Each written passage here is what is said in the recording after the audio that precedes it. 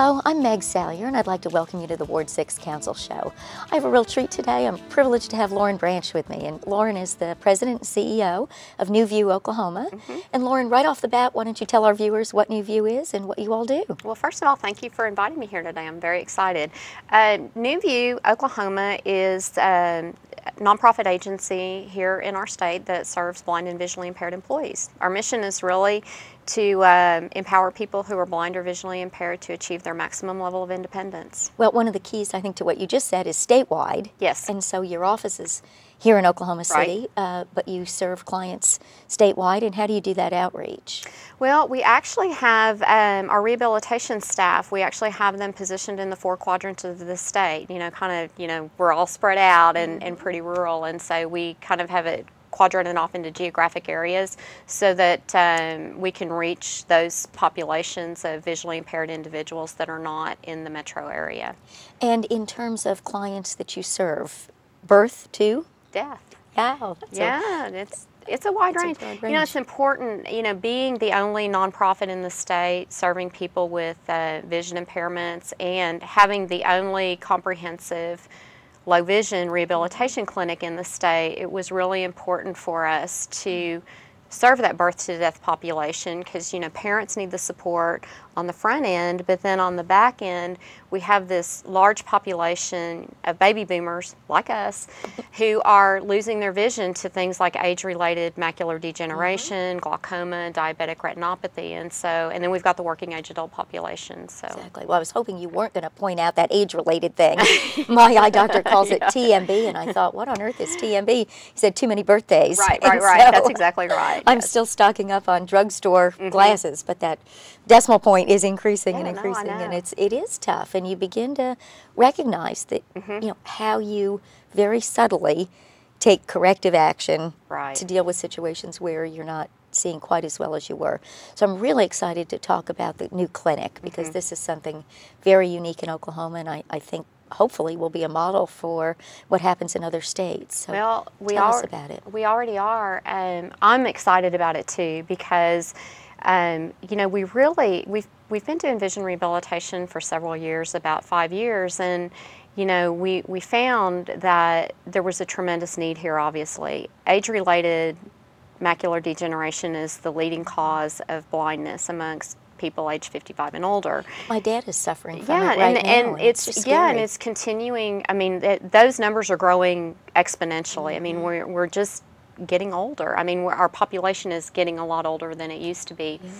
And these services really didn't exist in our state until we stepped in and kind of had this dream to be able to provide these services, because more often than not, a person losing their vision, an older person, would go into an assisted living center. Family all gets together and they go, "Mom's not safe anymore, and she fell down or not cooking her meals," and so. Any implications for everything like driving? That's exactly right. And so, how do we address that issue? Well, in the state of Oklahoma, we don't have any degree programs who graduate people with those skill sets, and so we tried to go down this even original. At D.N.A. McGee, I mean, we have a fabulous clinic. And we have a great partnership with D.N.A. McGee, but doctors are interested in treatment and cure, and we deal with low vision, which is not curable. Low vision means that you've lost your vision to the extent that it interferes with your day-to-day life,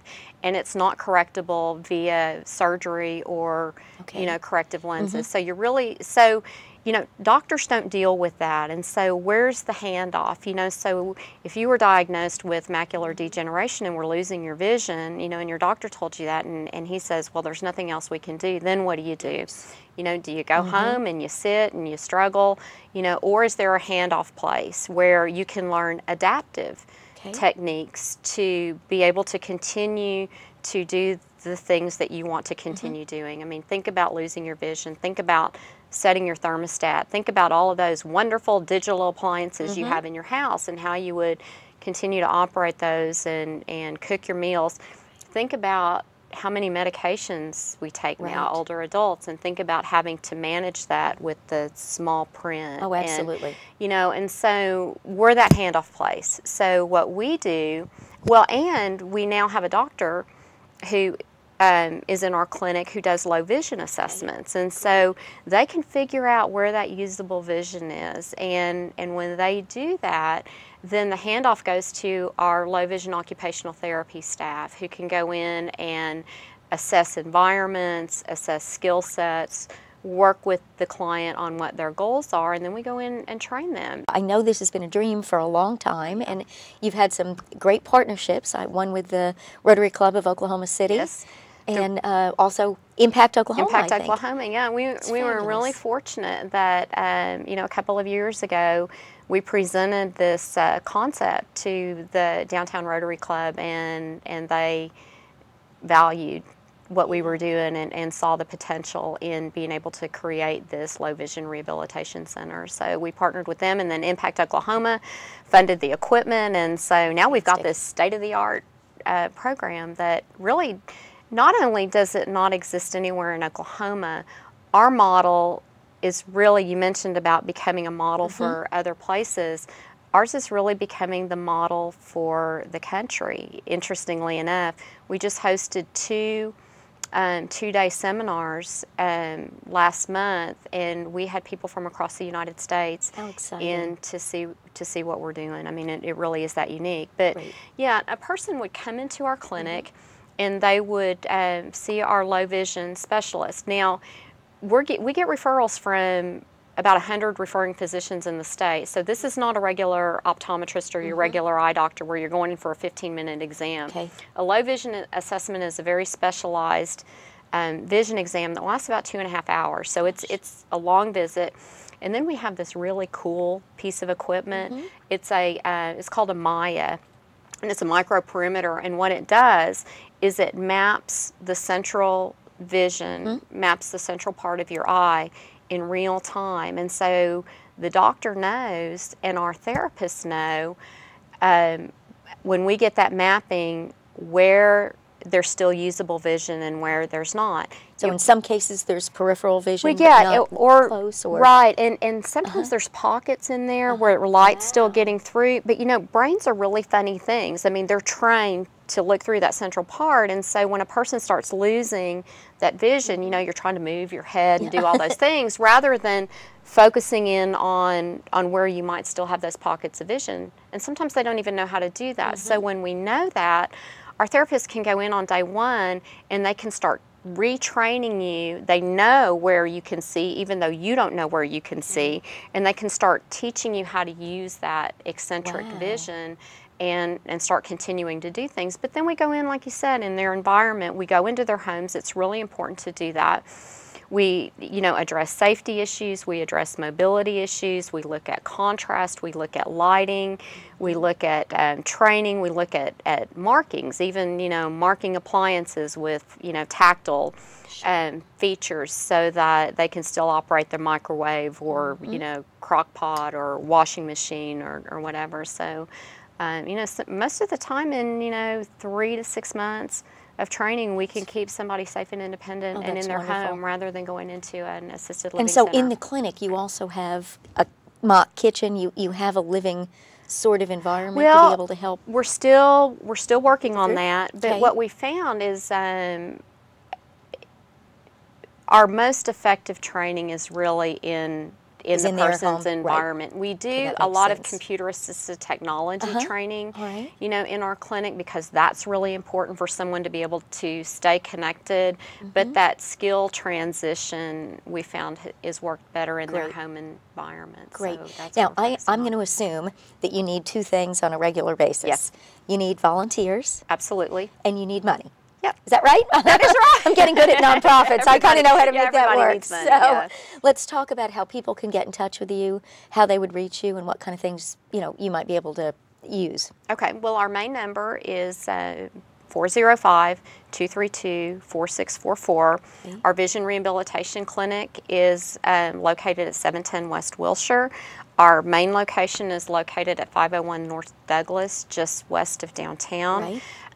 Yes, we use volunteers. As a matter of fact, we're gearing up our volunteer segment right now. The biggest thing we use them for is our youth programs. We do summer camps for kids who are visually impaired. We've got year-long programs, rowing, fencing, dance, I mean, those types of things. Fantastic. You know, the money, our fundraising efforts are really geared towards our low vision rehabilitation clinic. We do take Medicare and private insurance. That only covers about 30% of the services that we provide, so that other 70% we raise money for individual donors and foundations and such. Great.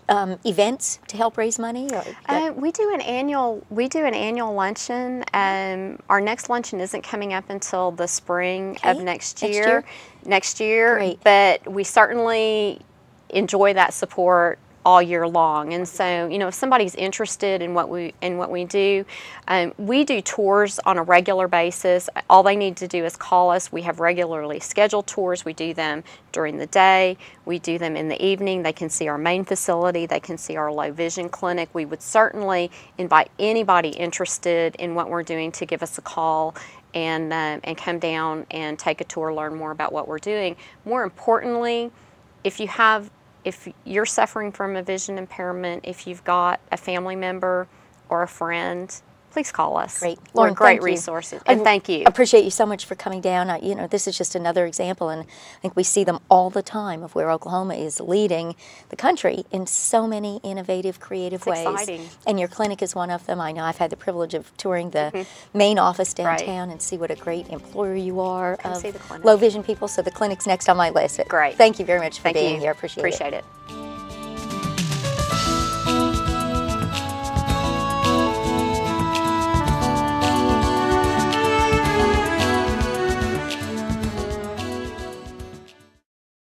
Stop. Whether it's on the way to school, at school, or online, bullying has become a non-stop threat to our youth today. Is your child being bullied? The National Runaway Switchboard can help. If you're having a hard time, get online or call to chat now.